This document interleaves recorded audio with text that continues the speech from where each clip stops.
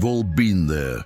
You walk into the room with something to share. Maybe it's an idea, a win, a little excitement. You open your mouth and someone cuts you off with a smirk. Really? Is that what you're going with? Okay, you're boss man. It's not loud, it's not even direct, but it hits like a slap with a silk glove. You fake a smile, play it cool, but later that night, it replays. Again and again, you think, I should have said something. I should have shut that down. But you didn't. You froze, because deep down you didn't want to make a scene. You didn't want to be that person. And yet, they were. They got the last word. They made their point in front of everyone, and you were left holding the silence. Maybe it wasn't a stranger. Maybe it was your own coworker, always acting like they're smarter. Maybe it was a friend, the kind that always finds a way to put you down, wrapped in a joke. Or worse, maybe it was family, the kind of people who think they have the right to disrespect you because they mean well. And in those moments, you shrink, you nod, you tell yourself, just let it go. But deep down it stings, because it's not about ego, it's about dignity. And you know what's crazy? It happens to all of us. Yes, even the confident ones, even the stoic ones, because disrespect doesn't knock, it slips in quietly and waits for you to stay silent. You don't need to be loud to be powerful. Here's the thing. Most people think that in order to deal with disrespect, you have to stand up for yourself. And by that they mean raise your voice, clap back, make it big, win the room. But let me tell you what really happens when you do that. They win because that's what they wanted all along, to pull you into their energy, to make you look emotional, to make you feel unstable. And in the end, you leave feeling even worse than before. That's not strength, that's a trap. See, the real power? It's not in saying the most, it's in saying just enough. It's in staying calm when they expect chaos, in smiling when they expect you to snap, in dropping one line that hits harder than all their noise. That's what Stoicism teaches. Not to be passive, but to be precise, to control what you can. Your tone, your timing, your words. A lion doesn't roar at flies, it just keeps walking. That's the mindset we're stepping into. And before you think, but I'm not that type of person. I'm not quick with comebacks. Good news, you don't have to be, because in this video, I'll give you exactly what to say. Not vague advice, not cheesy quotes, just 7 simple lines, each one backed by real Stoic thinking, each one tested in real life, and each one designed to keep your peace and your power, because you deserve both. Let's get started. You ever feel that weird silence after you share something personal, like when you open up about starting something new, and the person across from you, instead of asking more, just gives a small laugh like, "That's cute. You talk about applying for a better job." They say, "A little ambitious, don't you think?" Or you mention trying therapy, quitting alcohol, starting a YouTube channel, and someone drops midlife crisis already. They're not shouting, they're not throwing chairs, but somehow it hits harder because it's not what they said. It's how they said it. It's that quiet signal. I don't take you seriously. You walk away, playing it over in your mind, wondering if maybe you should have kept your dream to yourself. Maybe they know something you don't. Maybe you're being naive. But let me offer a thought. What if they are the ones afraid? Afraid that you're doing something they never had the guts to try. Afraid that if you actually succeed, it'll make their excuses look silly. Afraid that your courage is a mirror to their inaction. See, disrespect doesn't always wear a mask of anger.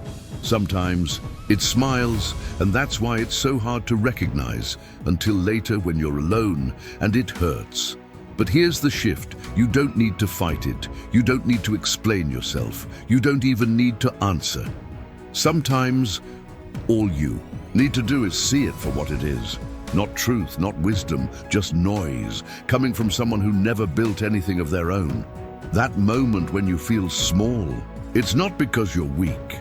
It's because you're standing next to someone who can't handle your growth, and their only way to feel big is to make you feel small. Don't let them. There are usually two ways people react to disrespect. Verse 1, you probably know it well. You feel the heat rising in your chest. You start defending yourself, explaining, justifying, trying to make them see your point, trying to prove you're not a fool. But here's the twist. They're not listening. They're not curious. They're not even trying to understand you, because people who disrespect you don't want a conversation. They want control. They want to push a button and watch you light up. And when you do, they win. You gave them your time, your energy, your center. And you walk away drained, wondering, why do I always feel worse after talking to that person? Now here's the second way, the Stoic way. You hear the insult, you see the smirk, you feel the sting, but you breathe, you zoom out, you look at the person in front of you and think, is this someone whose opinion matters, whose voice should shape my life? And 9 out of 10 times, the answer is no.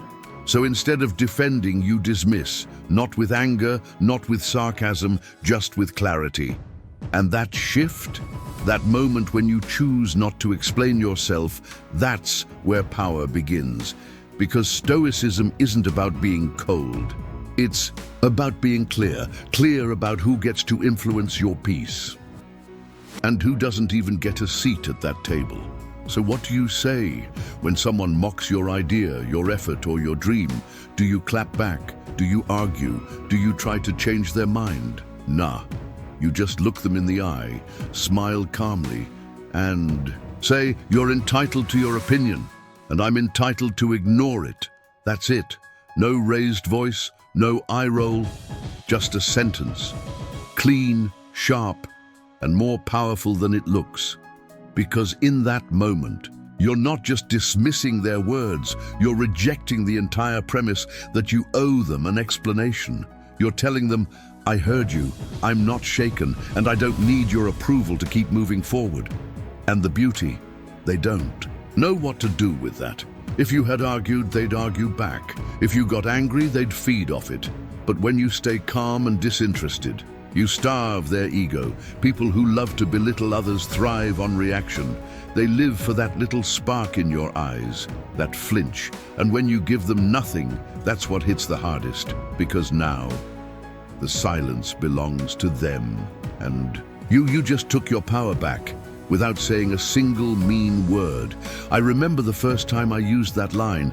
I had just started working on this big personal project, the kind where you stay up late, skip parties, pour your energy into something that doesn't pay yet, but deep down, and you know it matters. I was proud, nervous, but proud, so I shared it with an old friend, and he just smirked, didn't even look at me properly, just said, that's a waste of time. You really think anyone's gonna care about that? Old me, I would have started explaining. Actually, I've done research. It's gaining traction. I think it has potential, but that day, I paused because I remembered something. This guy, he's never built anything, never stayed up past midnight chasing an idea, never poured his heart into something real. So I smiled and I said, calm and clear, you're entitled to your opinion and I'm entitled to ignore it. Then I changed the subject. Didn't defend, didn't flinch. And you know what happened. He froze. He was ready for a fight. But I gave him a door and I walked through it. The power of that moment wasn't in sounding clever, it was in staying free, because not every opinion deserves your energy, and not every voice deserves an answer. So why does that line hit so hard? Because it flips the script. They want your attention. They want you to get defensive, to seek their approval, to prove something. But instead, you give them calm. You give them clarity. You give them nothing to latch onto. You're entitled to your opinion, and I'm entitled to ignore it. It tells them, I don't need your permission to keep going. I don't need your validation to believe in what I'm doing. That's not arrogance. That's boundary. And here's the truth. Most people who criticize you loudly aren't doing better than you. They're just louder. They mock what they don't understand. They attack what they're afraid to try. So the next time someone laughs at your dream, dismisses your effort, belittles your voice, don't argue. Don't. Defend, just smile and drop the line. You're entitled to your opinion, and I'm entitled to ignore it. Then move on and keep walking in the direction that matters, yours. And if that one landed for you, wait till you hear what's coming next. You ever been in a group and someone throws a joke at you that isn't funny? You're talking, explaining, something you care about, and they cut in with, "Oh, look who's the expert now. Wow, genius alert. Did you read that on a fortune cookie?" Everyone laughs, not because it's funny, but because it's easy to laugh when someone's loud and sarcastic. And you're stuck. Part of you wants to say something, but you don't want to make it a bigger deal. You don't want to be the sensitive one. So you force a smile, pretend it didn't sting, and try to move on. But inside, you feel small. It's not just the joke, it's the way they used it to steal the moment, to make you the punchline, to sound clever at your expense. And later, when you're alone, that's when it hits. You're not mad that they made a joke. You're mad because you let it slide. You let them talk down to you while you stayed silent. And maybe they've done it before, once, twice, too many times. Some people don't want to understand you. They just want the laugh, they want the moment, they want to feel superior. And if you don't say something soon, they'll keep doing it, because to them, your silence equals permission. So what do you say when someone tries to clown you, to sound smart by putting you down? You smile, look them straight in the eye, and say, "If I had $1 for every smart thing you said, I'd be broke." Then pause, let it sit, let the room do the rest, because here's the beauty of that line. It sounds like a joke, but it cuts like truth. You didn't call them dumb. You didn't get angry. You didn't raise your voice. You just exposed them gently. But publicly, you took all their noise and returned it with silence, loaded with meaning. It's a reminder. You talk a lot, but you don't say much. You love to interrupt, but you never add value. And the best part, they can't fight it. If they argue it, they look even dumber. If they stay quiet, they admit it. Either way, you win. Because people who throw sarcasm like weapons usually can't handle it when someone hands it back, wrapped in calm and confidence. You didn't insult them, you just reminded them they've said a whole lot of nothing. This actually happened. Back in school, there was this guy, let's call him Ryan. Ryan wasn't brilliant, wasn't helpful, wasn't even that funny, but he had one superpower: talking, loud. Every group project, every classroom moment, he'd jump in, interrupt, crack jokes, and act like he was the smartest guy in the room. Truth? He wasn't even close. But volume, sometimes, it tricks people. One day, we were in a study group. I was explaining something, simple, nothing deep, and Ryan cuts in. "Oh yeah, because you're such a genius, right?" And of course, everyone laughed, not because it was funny, but because it was easy to laugh when someone's confident, even if they're wrong. For a second, I froze. That old habit kicked in. Should we explain, defend, stay silent? But then something shifted. I smiled, looked him dead in the eye and said, "If I had $1 for every smart thing you said, I'd be broke." Silence. Someone choked on their drink. Another guy said, "Oh, damn."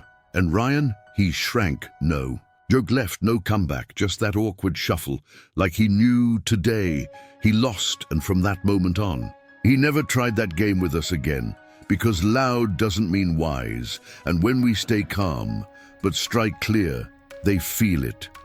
Why does that line hit so hard? Because it's unexpected. It doesn't yell, it doesn't insult, it just exposes the truth.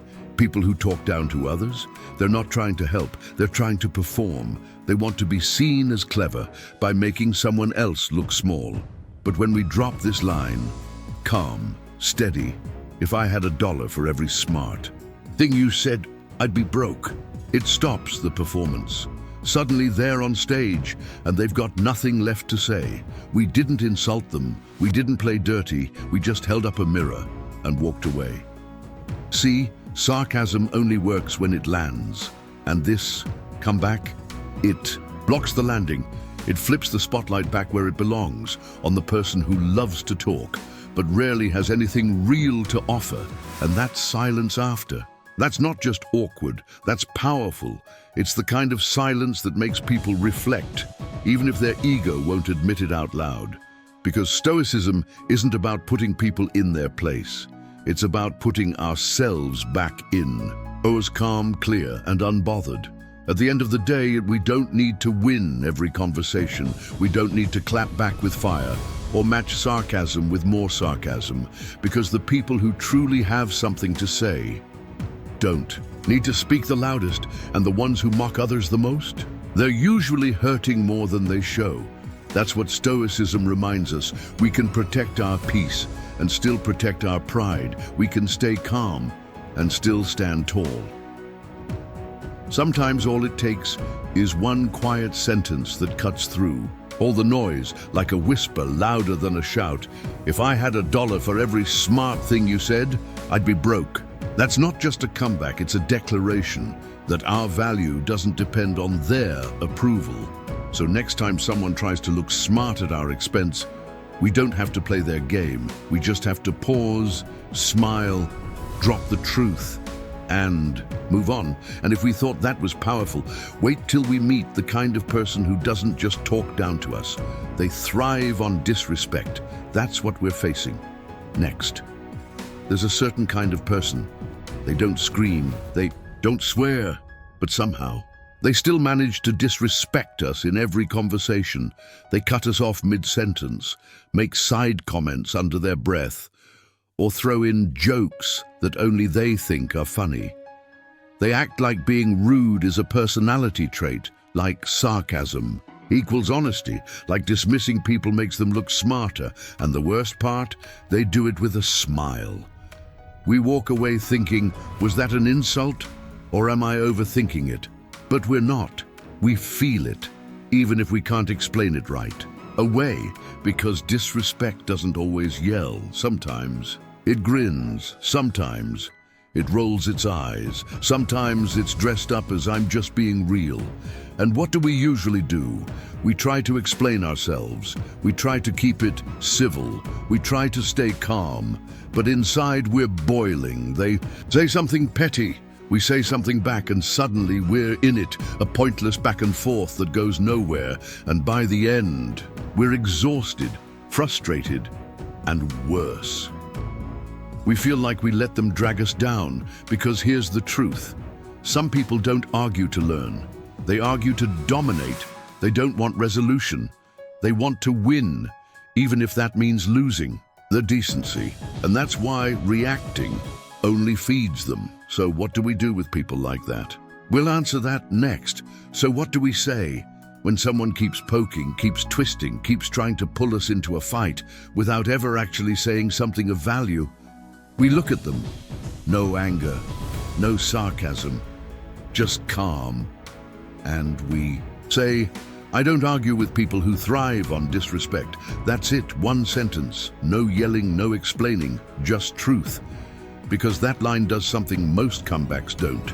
It doesn't defend, it doesn't insult, it disengages. It says, I see what you're doing, but I'm not playing. It tells them, you feed off reaction, but I'm not your meal. We don't fight fire with fire. We don't wrestle in the mud. We stay where it's clean, because that's where we think better. And let's be honest, some people argue like it's sport. They don't care about clarity. They don't care about respect. They just want to win, whatever that means in their head. But Stoicism teaches us something better. We don't have to attend every argument we're invited to. We don't have to sit at every table where we're served disrespect. We can stand up by walking away, and this line, it helps us do exactly that, with calm and conviction. We were in a meeting, not a heated one, not dramatic, just a team review, feedback, planning, nothing wild. But one guy, he just had a way of making things toxic without ever raising his voice. Every idea had a smirk. Every suggestion came with, well, that's one way to mess things up. Every correction was wrapped in sarcasm and a fake smile. At first, we tried to keep it polite, tried to redirect, tried to keep things professional, but he kept pushing. So when he mocked my proposal, without even letting me finish, I paused, breathed, and said, I don't argue with people who thrive on disrespect. And then I turned back to the team, like he hadn't even been there. He blinked, didn't say a word, because he wasn't expecting calm, he was expecting defense, maybe even anger. But he got neither.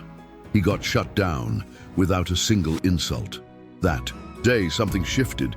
He didn't stop being who he was, but he stopped doing it to me, because I showed him, I don't play that game. I don't wrestle in the mess. I protect my energy, and I do it out loud, but with peace. So why does that line work so well? Because it does something most of us forget to do. It names the game, and then refuses to play it. See, people who thrive on disrespect, they're not just being rude, they're testing, they're pushing, poking, trying to see what gets under our skin. And the moment we react, they feel powerful, not because they're right, not because they're better, but because they got to us. That's the game, and here's what Stoicism teaches us. Just because someone throws bait doesn't mean we have to bite. We can see the trap and step over it. I don't argue with people who thrive on disrespect.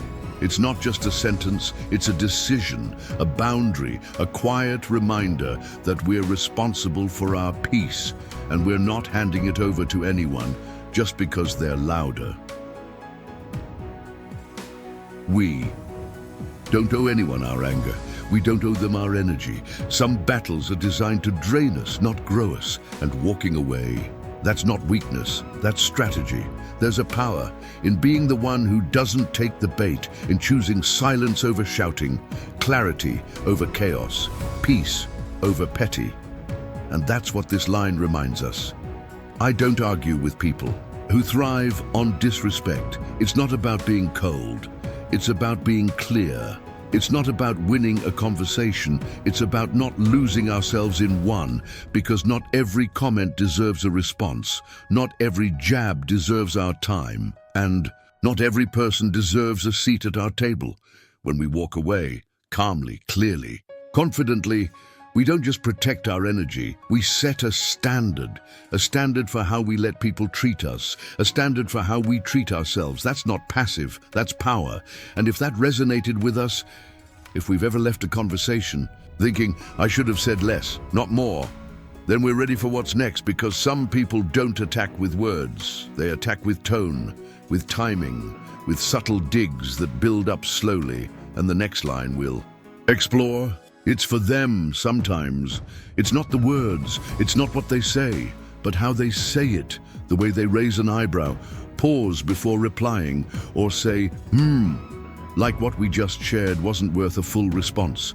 They don't insult us, they don't shout, but somehow we walk away feeling smaller, like maybe we over-explained, like maybe we should have kept quiet, like maybe we just didn't earn their attention. And it's subtle. They don't call us names. They just ask questions that sound like compliments, but aren't. Oh, really? That's what you're working on? Interesting choice. Good luck with that, I guess. They don't need to say much. Their tone does all the talking, and suddenly we start shrinking. We second-guess our decisions. We hear their voice in our head, even when they're long gone. And the worst part, we don't even know if we're allowed to feel upset. Because, hey, they didn't say anything bad, right? But deep down, we know the truth. It wasn't an accident. It was a pattern. Some people don't disrespect with volume. They do it with subtlety, with quiet condescension that leaves a mark. So what do we do when someone looks at us like we're less, without ever saying a word? That's where we're headed next. So what do we say when someone doesn't insult us directly, but everything in their tone says, "I don't take you seriously"? What do we say when someone's words are polite, but their energy is dismissive? We look them in the eye, calm, steady, and we say, "If your goal was to make me feel small, it didn't work." No yelling, no attitude, just truth. That line doesn't attack, it exposes. It tells them, "I saw what you tried to do, and I'm not letting it land."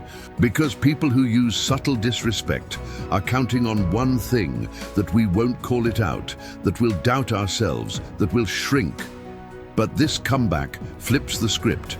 It says, "I know who I am, and your little tactics, they're transparent." It doesn't turn us into the aggressor, it just reclaims the space they tried to take. And here's the beautiful part: that one sentence, it shifts the dynamic instantly. They don't get to hide behind politeness anymore, because we just named what they hoped would stay invisible. And now, they're the ones exposed, quietly, clearly, completely. It was a work dinner, not a big deal, just a small group, some managers, some new faces, some casual shop talk. I was sitting across from this one guy, older, sharp suit, confident tone. I mentioned a project I'd been leading, something I was proud of, and without even pausing, he smiled, took a sip of wine and said, "Oh, good for you. You've come a long way from where you started." The table went quiet, just for a second, not loud enough to be rude, not obvious enough to be called out, but it stung. I knew what he meant. Everyone knew. It wasn't a compliment, it was a reminder of where I came from, where I didn't belong, at least in his eyes. Old me, I would have laughed it off, maybe changed the subject, tried to look unaffected, but this time, I didn't. I looked at him, steady, not smiling, and said, "If your goal was to make me feel small, it didn't work." Then I went back to eating. He blinked once, twice, and then he didn't say much else that night. I didn't raise my voice, didn't call him out, didn't ruin the moment. But I made it clear, his little power play didn't land, and in that silence that followed, I felt something I hadn't felt in a while. Proud, not for clapping back, but for holding my ground, without losing my grace. Some people don't use volume to dominate, they use suggestion, tone, timing. Pauses that say more than their words ever could. They don't say, "You don't belong here."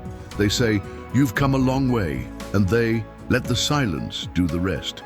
It's a softer form of control, but it's still control, because when someone makes us feel small, they're not just being rude, they're rehearsing a habit, a quiet way to stay on top by keeping others underneath. They want the room to see them as the standard and everyone else a little less. That's why this line lands so hard. If your goal was to make me feel small, it didn't work. It names the game. It cuts through the subtext. It returns the judgment without anger, without noise, without losing center. Because Stoicism isn't just about staying calm in chaos. It's about seeing clearly in subtle moments when something feels off, but no one else calls it.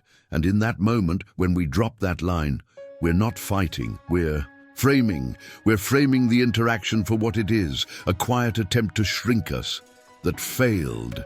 Not because we shouted, not because we clapped back, but because we knew who we were before they opened their mouth. Not every insult wears sharp teeth. Some wear a suit, some smile, some even say, "I'm just being honest," but the impact is the same. We walk away wondering if we're enough, and that's why this one line matters. If your goal was to make me feel small, it didn't work. It doesn't yell, it doesn't accuse, it just stands. It stands in truth, it stands in clarity.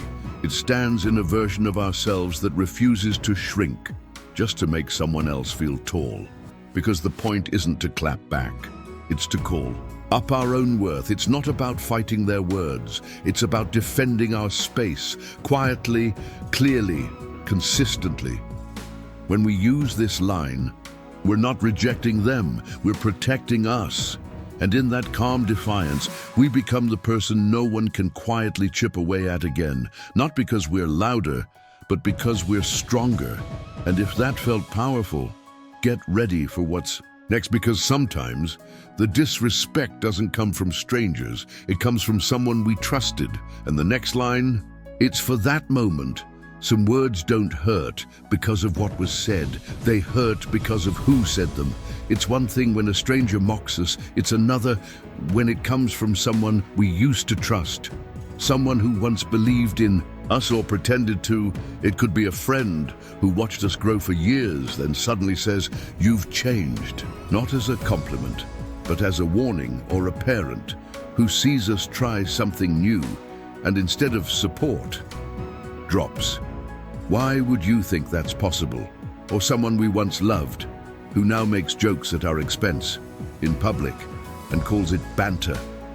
And the pain, it's not loud, it doesn't explode, it just sits there, heavy and in the chest, because we don't want to fight them, we don't want to prove anything, we just wanted them to see us. But instead, we feel unseen, unheard, unworthy.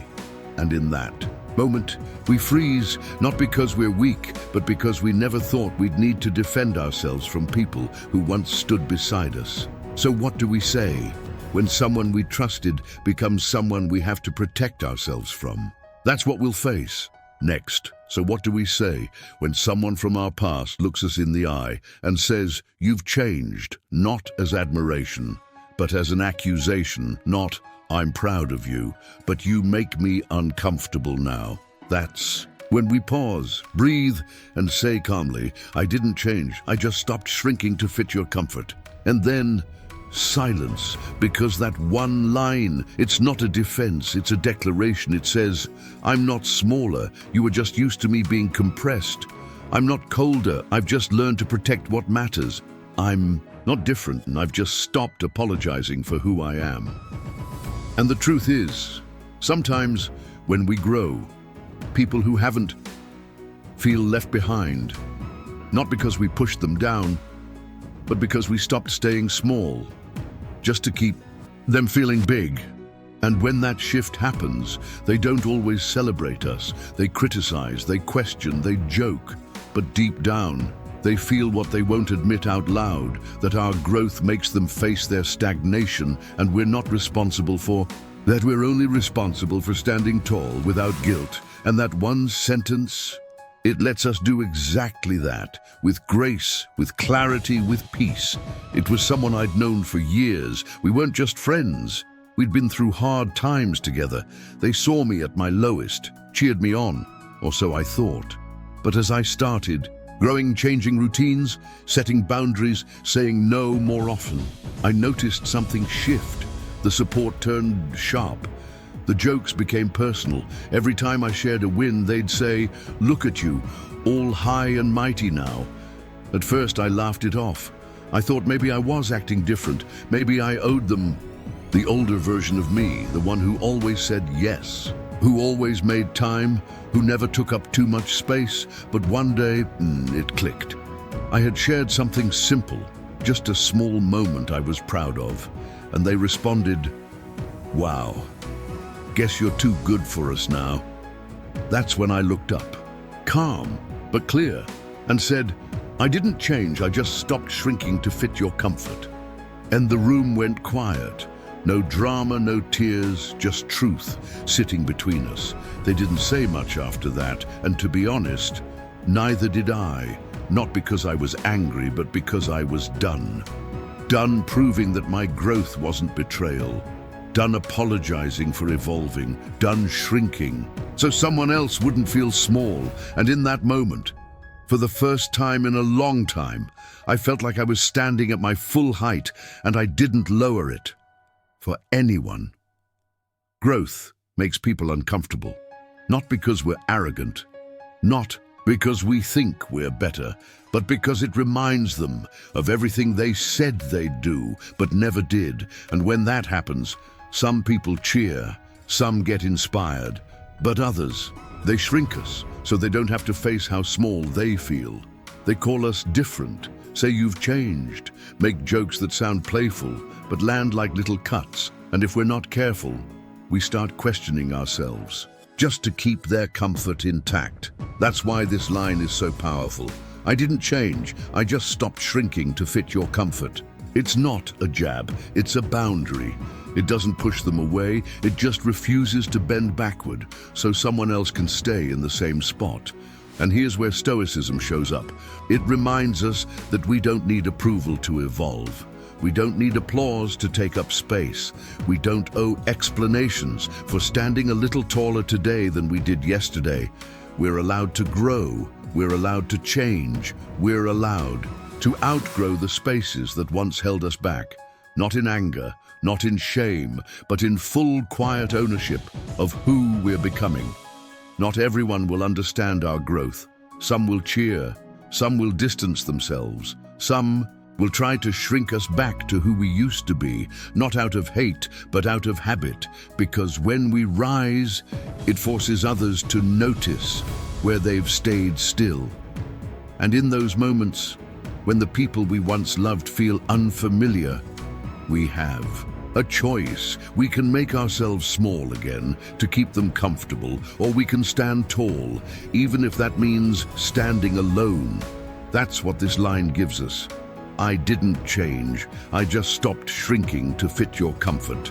It's not about rejecting our past, it's about protecting our future, because we're allowed to evolve.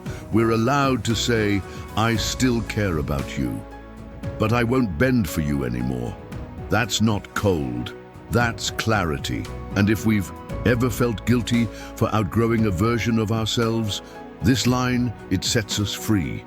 And if that one gave us strength, the next one will give us peace. Because not all disrespect is spoken. Some of it comes in the form of silence. And we're going to learn how to answer that too. Lesson 6. When silence speaks louder than words, sometimes it's not what they say, it's what they don't say, the texts they don't reply to, the way they change the subject when we speak, the way they pretend not to hear when we share something that matters. It's not loud, it's not obvious, but it hurts because it says something without saying it. You're not worth the effort. Your voice doesn't need a response. You don't matter enough to acknowledge. And it's confusing.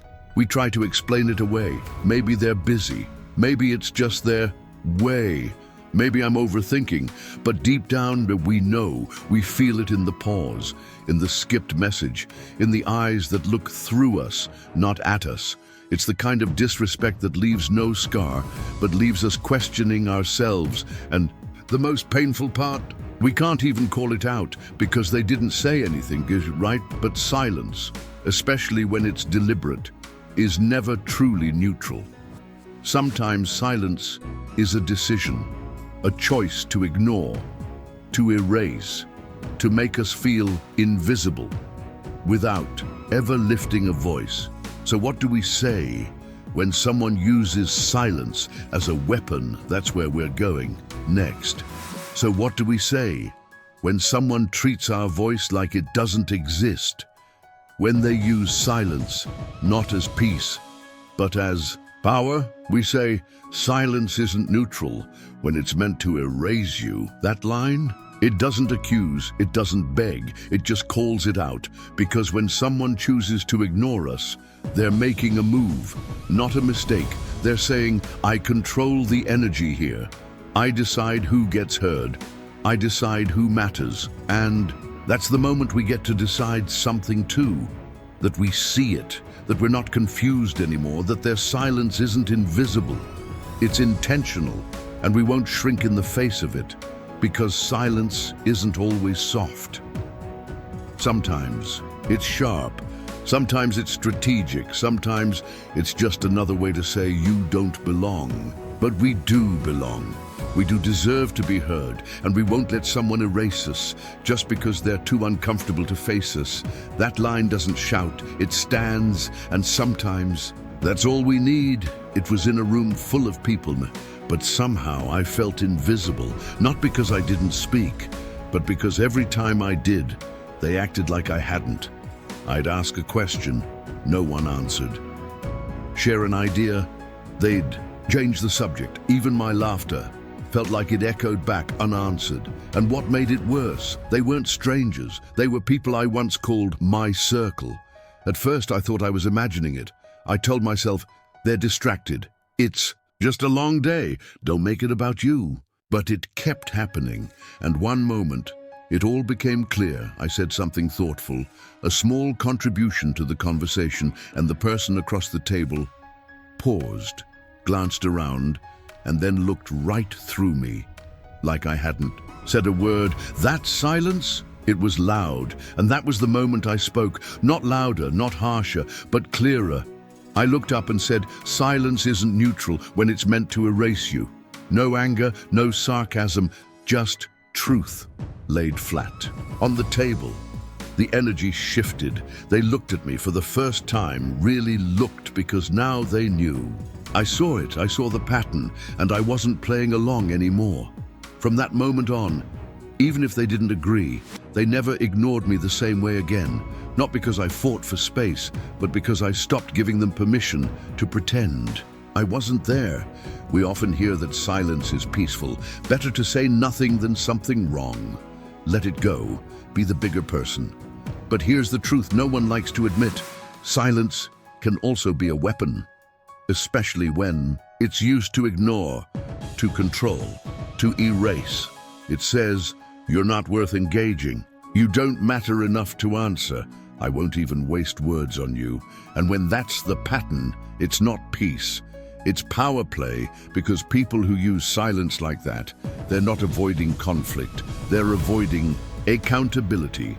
They want us to stay confused, unsure, unstable, because when we're unsure, we hesitate, we shrink, we stay small just to keep the connection alive. And that's why this line is so important.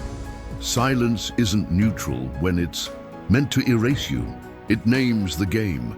It sets the boundary. It stops us from internalizing their avoidance as our inadequacy. Stoicism teaches us to stay grounded, to respond with clarity, not emotion, but it never asks us to be invisible. Sometimes the most powerful thing we can do is not raise our voice, but raise our awareness. And in that awareness, we reclaim our place. Not with volume, but with value. Not every insult comes with words. Some come with silence, with glances that look past us, with replies that never come, with rooms that go quiet when we enter. And that silence, it leaves no fingerprints, but it leaves a mark. Because feeling invisible hurts in a way that's hard to explain. But here's the truth. We're not hard to hear. We're not too much. We're not imagining things. We're just finally seeing what we've been told to excuse. And when we see it, we can choose not to accept it. That's why this line matters. Silence isn't neutral when it's meant to erase you. It gives us back what silence tried to take: our sense of place, our right to exist fully. It's not about shouting louder, it's about standing firmer, because our worth was never supposed to depend on how comfortable someone else feels about hearing us, and if that truth spoke to us. The next one will close the loop, because there's one final kind of disrespect, subtle, quiet, dangerous. It's when someone crosses the line and then says, "You're too sensitive," and that's where we go now. Lesson 7. When they blame you for feeling disrespected, have you ever stood up for yourself and immediately heard, "Relax. Wow, someone's emotional today. You're being too sensitive." And just like that, the story changes. Suddenly, it's not about what they said, not about the tone they used, not about how they crossed the line. Now it's about us, our reaction, our sensitivity. And for a second, we question ourselves. Maybe I am overreacting. Maybe I should let it go. Maybe it's not worth making a thing out of this. But deep down, we know that tone wasn't just a joke. We know that dig wasn't innocent. We know the silence, the side eye, the sarcasm, it wasn't an accident. And our response, It wasn't dramatic, it wasn't excessive, it was simply honest. But people who don't want to take responsibility don't argue facts, they argue feelings. And when we push back, they don't apologize, they deflect. They make it about our reaction because it's easier than facing their own disrespect. So what do we say when someone crosses a line, then makes us feel guilty for naming it? That's what we'll drop next. So what do we say when someone crosses a line and then tries to flip the blame? We look at them, steady, not shaken, and say, "I'm not too sensitive. You're just not used to being held accountable." That's it. No drama, no defense, just truth, stated clean and clear, because what they're really saying isn't about us. It's about them. It's not, "You overreacted." It's, "I don't want to admit I was wrong." It's not, "You're too emotional." It's, "I'm uncomfortable being called out." And we're done playing that game. This line doesn't apologize for our emotions. It doesn't ask for permission to feel. It just sets the record straight with composure. Because strength doesn't mean silence. It means knowing the difference between reaction and response. And when we say this line, we're not overreacting. We're correcting the story before they twist it again. And sometimes that's the most powerful move of all. It wasn't even a big argument, just a moment, a side comment that landed a little too sharp. We were talking about something casual, work, routines, nothing deep. And out of nowhere they said, "Well, not everyone has the luxury of free time like you. It was meant to sting," said with a smile, of course. I paused, let it breathe, and calmly asked, "What do you mean by that?" They laughed. "Relax, you're being too sensitive." And just like that, the focus shifted. Suddenly, I was the problem, not the tone, not the comment, not the dig. But this time, I didn't let it slide. I didn't explain, didn't raise my voice. I just said, "I'm not too sensitive. You're just not used to being held accountable." Silence, not the awkward kind, the clarifying kind, because they weren't expecting a response like that. They were expecting deflection, or shame, or silence. But what they got was a mirror. And sometimes that's the one thing people can't handle. Version of us that's no longer afraid of making them uncomfortable. There's a strange belief floating around that the person who feels hurt is always the one who's overreacting, that if we speak up, we're being too emotional, too much, too soft. But here's what that thinking ignores. Emotions aren't the enemy, they're messengers. They tell us when something's off, when a boundary's been crossed, when someone's words no longer feel safe. And people who say, "You're too sensitive," they're not protecting us from drama, they're protecting themselves from responsibility, because the easiest way to escape accountability is to blame the reaction instead of the action. That's why this line is so powerful. "I'm not too sensitive. You're just not used to being held accountable." It's not about attacking, it's about aligning what happened with what we feel, and refusing to be gaslit out of our own truth. Stoicism doesn't mean we bury emotions. It means we understand them so we can respond with strength, not shame. And that kind of calm clarity, that's not weakness, that's wisdom. It's the kind of wisdom that lets us speak when it matters and stand firm when it's easier to disappear. By now, we've seen something very clear. Disrespect doesn't always shout. Sometimes it smiles, sometimes it jokes, sometimes it flips the script and makes us feel wrong for reacting at all. But we're not wrong for setting boundaries. We're not wrong for naming what crossed the line. We're not too sensitive. We're just finally done shrinking. Because being Stoic isn't about staying silent. It's about knowing when to speak and how to say it, without losing ourselves in the noise. And every line we've shared in this video wasn't just a comeback. It was a reminder that our voice matters, that our peace can be protected, and that sometimes we don't need to raise the volume. We just need to raise the standard. And if that feels like something we needed to hear, then we've already won more than any argument ever could. Because now, we won't just walk into the next disrespectful moment unprepared. We'll walk in quiet, steady, and ready to end it with just one calm line. 7 comebacks, 7 quiet lines, each one calm, each one precise, each one a boundary, spoken with grace, not aggression.